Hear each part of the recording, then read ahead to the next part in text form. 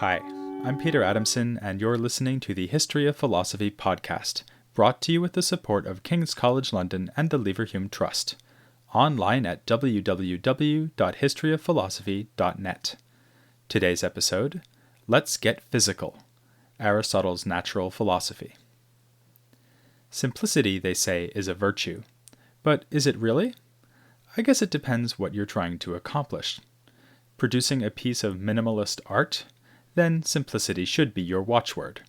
But designing a Baroque church? Not so much. Scientists seem to side with the minimalist artists and not the Baroque architects. As we can see from modern attempts to produce a unified theory of physics, scientists often seek to provide the simplest possible explanations of the world around us. If you can reduce the number of principles or concepts needed to account for what you see around you, that seems to count as a scientific advance, even if the simpler explanation doesn't, for instance, allow you to predict things with any greater accuracy. We seem instinctively to feel that explanations of nature should be simple, and that if we can restrict ourselves to a smaller number of explanatory factors, we must be getting closer to the underlying reality. Whatever you make of this feature of science, it has clearly been around for a long time. Indeed, for as long as there has been anything we can plausibly call science. If you cast your mind back to the first PreSocratics, you may recall that they sought to explain all natural phenomena in terms of a single principle, which might be water according to Thales, air according to Anaximenes, or the more obscure infinite of Anaximander. These Milesian thinkers are often called material monists because of their attempt to derive the whole natural world from a single original matter. The search for simplicity reached its climax with Parmenides, for whom everything is one and complexity is not just a theoretical blemish, but an illusion. When Aristotle sets out to do natural philosophy in his work, the Physics, he adopts his characteristic method of surveying previous views, and what he finds is that nearly all his predecessors sought to explain the natural world in terms of a small number of principles. The Milesians and Parmenides, as we just saw, get the number of principles all the way down to 1. Empedocles doesn't get quite that far, since he invokes 2 opposed principles, love and strife, and it would be fairer to say that he has 6, since there are also his 4 elements. Those who don't go for a small number of principles tend to go all the way in the other direction and say that there are an infinity of principles, which might be an infinity of atoms or the infinite seeds in the mixture of Anaxagoras. In discussing this material, Aristotle does us the favor of preserving a lot of information about the PreSocratics. Later commentaries on his physics preserve further information. But Aristotle is not telling us all this out of mere historical interest. In fact, he risks distorting the views of his predecessors because he forces those views into a scheme which will allow his own ideas to emerge more clearly. In this case, the scheme pivots around this question of how many principles there are for nature. This is bound to be a misleading question to put to the PreSocratics. Is Parmenides' 1 really a principle in the same sense as air according to Anaximenes, or the infinite atoms of Democritus? Surely not. And the principles Aristotle will invoke are principles in yet another sense. Yet Aristotle has put his finger on something. His scheme reveals that the drive toward simplification was already a leitmotif of early Greek thought. Another characteristically Aristotelian thing to say would be, fine then, go ahead and strive for simplicity, but be careful not to oversimplify. This is, after all, the man who built a whole ethical theory around the golden mean. He will want to pursue simplicity, but within moderation. He argues that theories based on only a single principle are too simple. If you have only one thing, it cannot interact with anything else, so it will remain inert. This, of course, is exactly what Parmenides had in mind, that reality consists of an unchanging single being. Aristotle pauses to refute this idea, but remarks that the discussion doesn't really belong to natural philosophy as such. Parmenides' theory says that the natural world is an illusion, whereas natural philosophy should assume that the natural world does exist, and then attempt to understand it. Aristotle also faults two principle theories for being too simple. If we have only two contrary principles, they will just cancel each other out. No, what we need, says Aristotle, is three principles. A principle to be worked on, and then two other principles to work on the first one. Putting it this way makes his idea seem rather abstract, but we've already seen in a previous episode how he would spell it out. The key notion is going to be change. Parmenides and his followers claimed that change would mean that being emerges from non-being as if by magic. Aristotle agrees that this sort of absolute coming to be from nothing is impossible. But this isn't the right way of understanding change. Rather, there is change when something that already exists gains a new feature or loses a feature it already had. Aristotle illustrates with the example of a man becoming musical. Here the man undergoes the change. He is the subject of the change. He first lacks a form when he is not musical, and then gains a form, namely musical. So we have three principles: the subject of change, the absence of form, and form. Just the right number of principles, simple enough, but not too simple. This brings us to another key piece of Aristotelian terminology. You'll be hearing a lot of it from now on, so I hope you like it.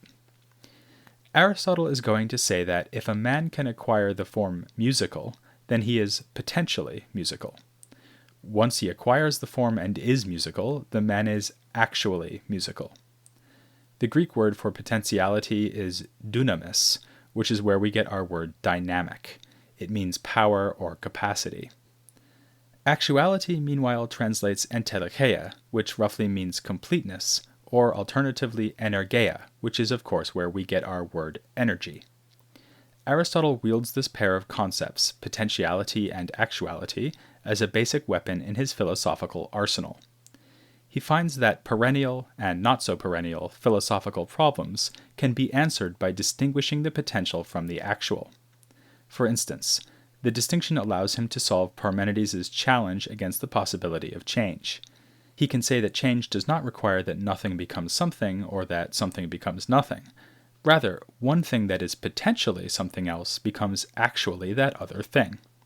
For instance, a cold rock that is potentially hot is heated and becomes actually hot. Simple, right? Now, I know what you're thinking. What does any of this have to do with natural philosophy? That's supposed to be the subject of the physics, right?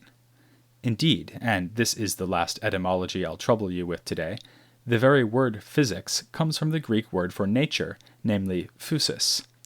Why does Aristotle start out a general investigation of nature by talking about change? The answer is revealed when we get to Book 2 of the Physics, where Aristotle attempts to give a definition of nature. According to his definition, nature is a principle of change.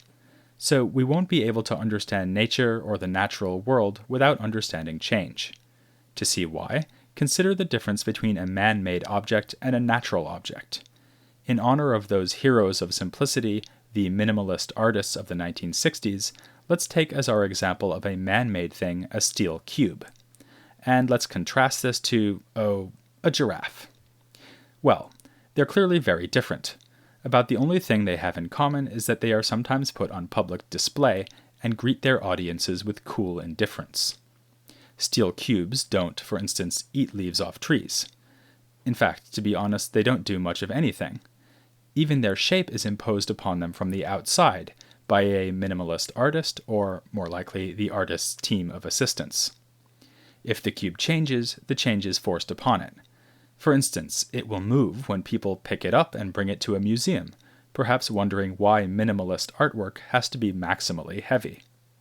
How different is the giraffe, which begins as a fetus in its mother and naturally transforms into a baby giraffe, then moves itself around to get at plants which nourish it, enabling it to grow into an adult. Aristotle, pondering this sort of contrast, decides that the key difference between the man-made and the natural is that the natural things can move and change themselves. Even when they are at rest, without changing or moving, for instance when giraffes go to sleep, It is their nature which explains this and not some force from outside. Aristotle gives us a vivid example to push the point home. If you take a wooden bed and bury it, and it sprouts up as a plant, what you'll see growing is a sapling, not another bed. The nature of the wood or the tree remains even though it is forced into the shape of a bed. Similarly, the minimalist steel cube may have some natural tendencies. As we'll see in a moment, Aristotle would think that it does, but it is not natural for it to be cube-shaped or to be in a museum, since these features are imposed from outside. Hence, Aristotle understands physis, or nature, as an internal principle of motion and rest. Aristotle's conception of nature means that, for him, physics is in one way strikingly like modern physics, and in another way strikingly different. It is strikingly similar because he thinks that physics, or natural philosophy, should investigate motion. Motion is, of course, one of the things we all studied as teenagers in physics class, rolling balls down ramps and learning about acceleration and so on. Of course, spatial motion is only one kind of change, but it is an important kind, and Aristotle has a tendency to see spatial motion as just one of the kinds of change that natural philosophy can investigate. It also investigates processes like heating and cooling, changing color, and so on. Really, any change that things do naturally will come under the heading of Aristotelian natural philosophy. All this seems reasonably relevant to physics as we conceive it nowadays. Yet Aristotle's physics is also unlike modern physics because it puts so much emphasis on innate tendencies towards motion and rest. Now that we can build machines that seem able to move themselves, Aristotle's distinction between the artificial and the natural might seem in danger of breaking down. And anyway, do all natural things really have an innate tendency to change? This may seem plausible when it comes to giraffes and the like, since they do have an internal principle of motion. They can stand up and gallop across the savanna in search of succulent acacia leaves. But what about things like rocks and clouds? These are not alive, but surely they are natural. And they don't have an internal principle of motion and rest. Here, Aristotle definitely parts ways from our modern physicist. For him, a rock does indeed have an internal principle of motion. Just drop one to see it in action. First, get your foot out of the way, because that rock is going to go straight down. Whereas we would think of this as the rocks falling due to gravity, Aristotle, who lived about 2 millennia too early to discuss the fine points of falling bodies with Isaac Newton, thought that the rock falls due to its natural tendency to move down. To explain this, we need to glance at how Aristotle believes the natural world as a whole is structured. I'll be looking more at his cosmology in a future episode, so for now I'll just lay out the basics. For Aristotle, as for Plato before him, the Earth is at the center of a spherical universe, and is tiny in comparison to the heavenly bodies that surround it. The realm below the heavens, where we live, is made of the 4 elements familiar from Empedocles: fire, air, water, and earth.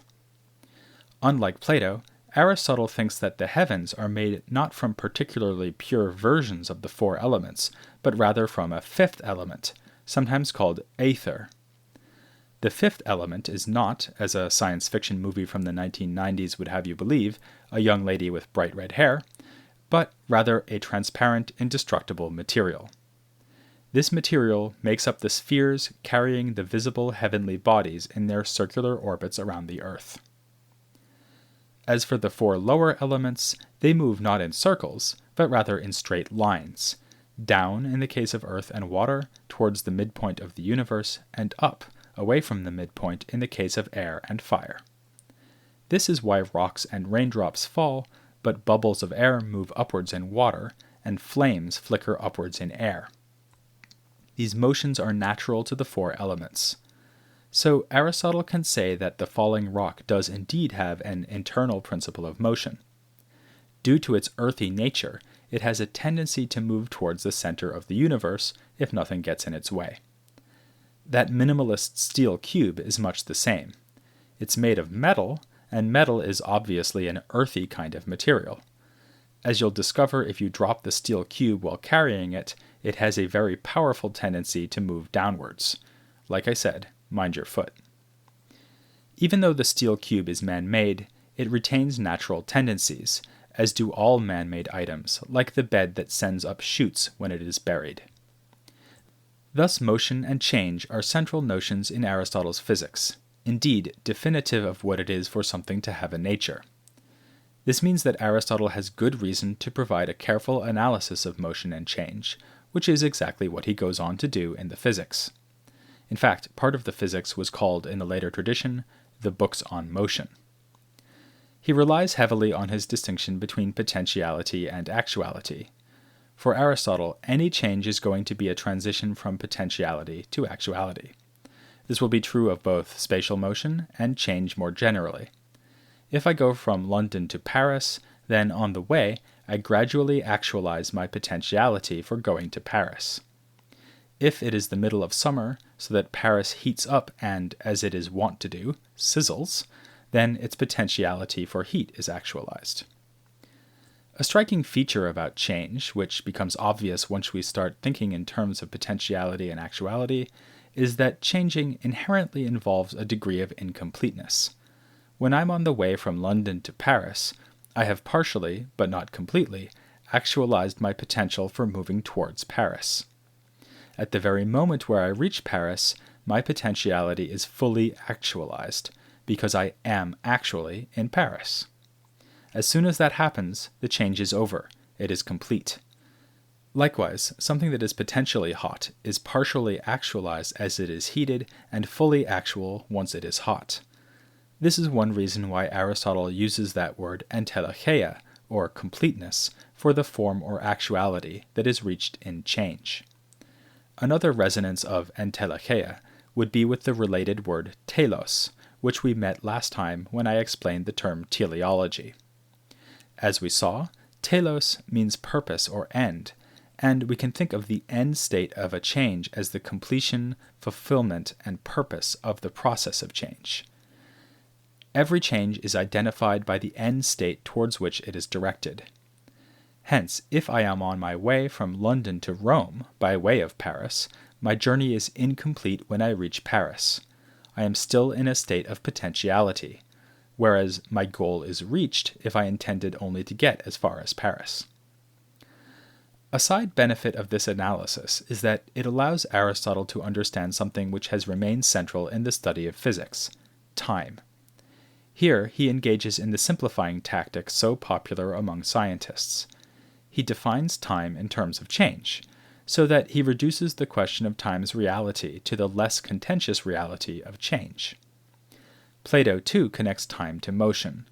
He says in the Timaeus that time is produced by the movement of the heavens. It's no surprise that both philosophers see motion and time as having an intimate connection. If you try to envision time passing, you will likely imagine some change or motion, such as a clock's hand sweeping around its face. Aristotle endorses this way of understanding time, and, in fact, proposes that time is simply the measure of motion and rest. So, for him, our conception of time is entirely dependent on our awareness of change and potential change. Most obviously, as Plato emphasizes, we measure days via the motion of the sun around the earth. But Aristotle doesn't link time exclusively to heavenly motion. Any motion can be measured by time, for instance when someone moves 100 meters in 10 seconds. As you might recall, this was the basis for Aristotle's response to Zeno's dichotomy paradox, according to which we can never move because we'd first need to move half of the distance. Aristotle answers that it does not take an infinite time to move a finite distance. Zeno is right that the distance is infinitely divisible, but time is infinitely divisible in the same way. Rather than moving through an infinite number of divisions, we move over the whole distance, which can be divided up however we like. The time is divided along with the motion, which only stands to reason, since it measures the motion. But no matter how we divide the distance and the time, we will still have a finite total amount of time and of distance. In episode 38, we saw that Aristotle considers particular beings, like Socrates and Hiawatha the giraffe, to be primary substances, the basic building blocks of reality, So it isn't surprising that he makes time ultimately dependent on these substances. Time exists because it is a measure of the changes that primary substances undergo, whether these substances are the massive spheres of the heavens as they rotate, or tiny fleas as they leap. Aristotle has something similar to say about place. Rather than setting forth a concept of absolute space, as Newton will do, Aristotle contents himself with the notion of place as the limit surrounding a particular body. My place is simply the border where the air around me is touching me. Like Aristotelian time, Aristotelian place is entirely dependent on the particular objects that he calls substances. This feature of Aristotle's physics is comforting in a way. He does not postulate metaphysically mysterious things like absolute time and space, but contents himself with the familiar substances that surround us. Time and place emerge only as phenomena dependent on these substances. But this does not mean that his physical theories are just commonsensical, or that they are immune to objections. For instance, could there be an empty place, a void? How would that work if place is just where a body is surrounded by another body? As for time, we might worry that if it is a measure of motion, then it will only exist when someone does the measuring. Couldn't time pass without measuring, indeed, without there being any motion that could be measured? To look at these and related puzzles, we're going to need more space and time than this episode provided. So I will be revisiting these issues in an interview with a very special guest, one of the world's leading scholars of Aristotle, Richard Sorabji. Don't miss my interview with him about Aristotle's physics next time on the History of Philosophy, without any gaps.